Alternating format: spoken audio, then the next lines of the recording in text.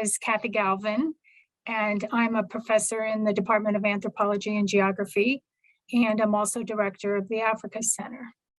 I grew up in New Jersey, and when I was at the end of my 8th grade year there, my family moved to Germany. So we spent the next 5 years in Europe. I went to high school 1 year in Germany, and then 3 more years in Switzerland. And I came back to the US for college.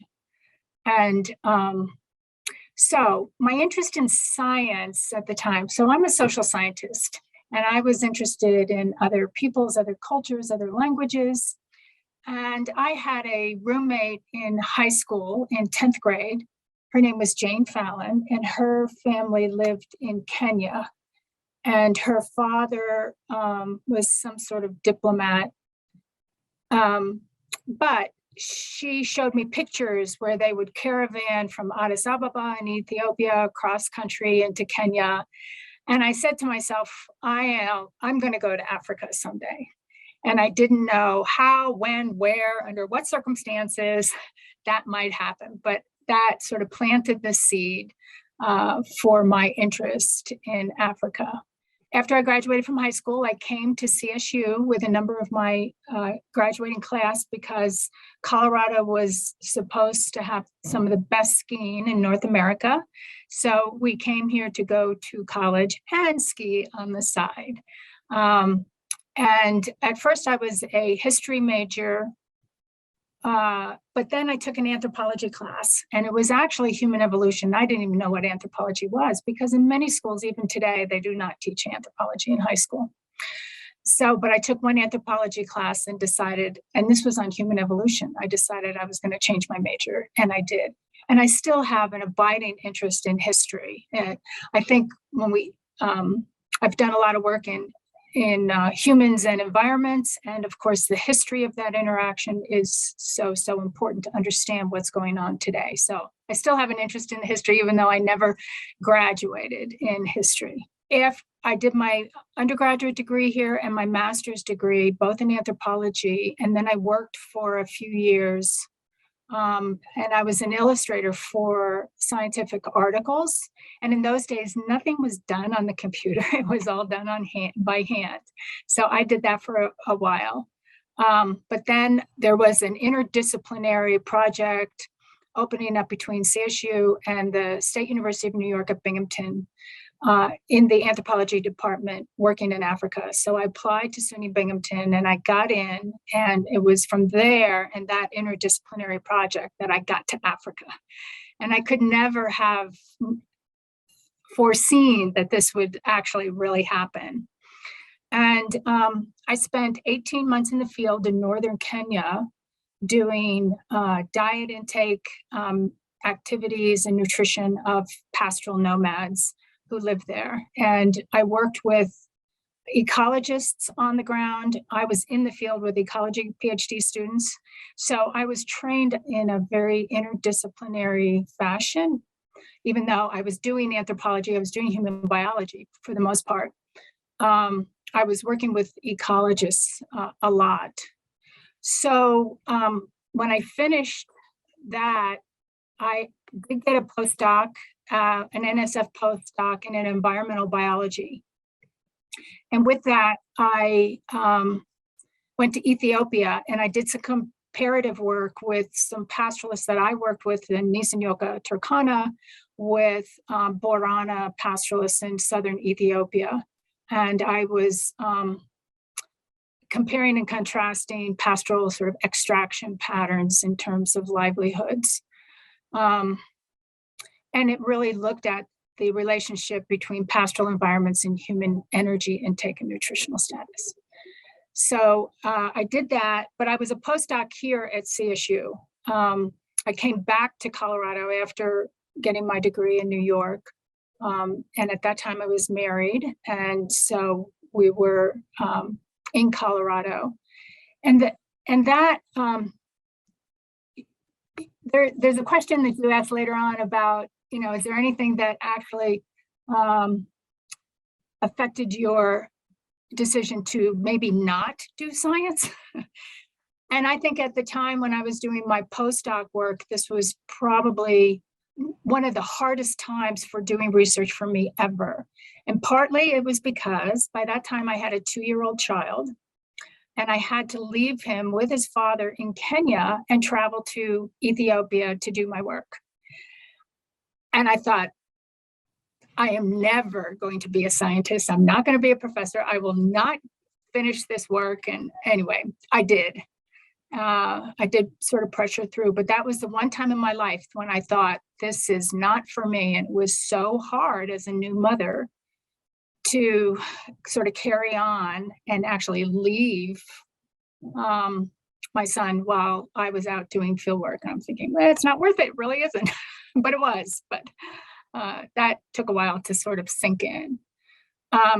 And then after that, I came to CSU as a postdoctoral researcher, and I was housed at the Natural Resource Ecology Lab. And I did a lot of work with ecologists, with modelers, with people who do remote sensing and GIS work. So my work has been very interdisciplinary.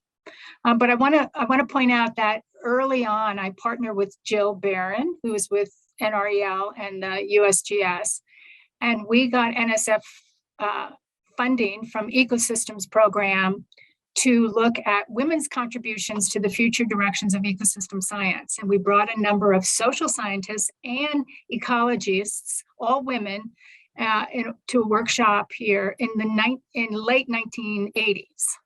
And that was really a lot of fun and a real eye-opener for me. And then in the 1990s, I spent a lot of time in Tanzania working on in Ngorongoro Conservation Area, looking at the trade-offs between conservation policy and human well-being in a conservation area. And we did comparative work between pastoralists who lived in a conservation area in Ngorongoro with those who lived outside the conservation area, and looked at the impact of policy on human well-being. I spent a long time, about a decade there, with various grants, all NSF grants. We did get a NOAA grant in the late 1990s, 2000s, and NOAA at that time had a human dimensions program, and they funded many social scientists at that time to look at El Nino and La Nina events on how local people were using climate forecasts. And we did work in South Africa and looking at how pastoralists versus farmers were using seasonal forecasts. And they funded many social scientists at that time. That program no longer exists, which is too bad. But we were looking at the use of climate forecast information in the livestock sector of the arid regions. So in 1994, the anthropology department had a tenure track position open, which I applied for, and I got.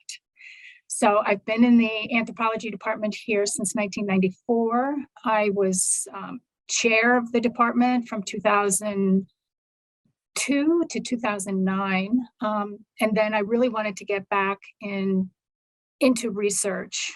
And frankly, when you have an administrative job, a full-time job, it's really hard to maintain your science. So in terms of some of the most impactful research, in terms of, for me, is some of the more of the recent stuff that we've been working on. And that is, and the reason that I think it's more significant is that early on, a lot of the work that we did was kind of extractive, in the sense that we were there to get a PhD or to get we had research funding to find out this or that, but we were not working with local communities or giving back. And so that has changed in the 2000s and for the last 20 years or so. And so we work a lot more with pastoral communities and looking at bringing in their perceptions and their needs and their questions about particularly understanding climate from the ground up. And so we've had lots of workshops and focus groups. And I think that's been some of the most not only impactful, but I think significant work that we've been doing, because we're actually working with communities and we're asking questions of what is significant to them. There are fantastic ecologists here on campus and elsewhere who really understand the value of social science and understand that a lot of these environmental problems are really social problems. You know, we have climate change because of the choices and the institutions that we have chosen to support that has increased CO2 into the atmosphere, you know, all that. So I see climate change as basically a social problem. And there are people who really understand that. And then there are some that are not interested in that at all. They're still looking for pristine environments where there aren't any people, which actually doesn't really exist, I think, on this planet anymore. So we always have human managed ecosystems, and the question is, you know, how are they managed, and what are the sort of ecosystem services that people are using and not diminishing those kinds of questions.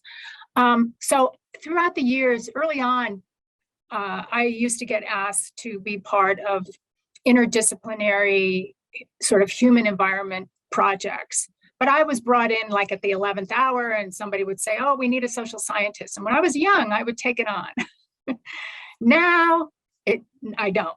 I just said, unless you have your partners at the table from day one, actually designing the project together, I'm not interested.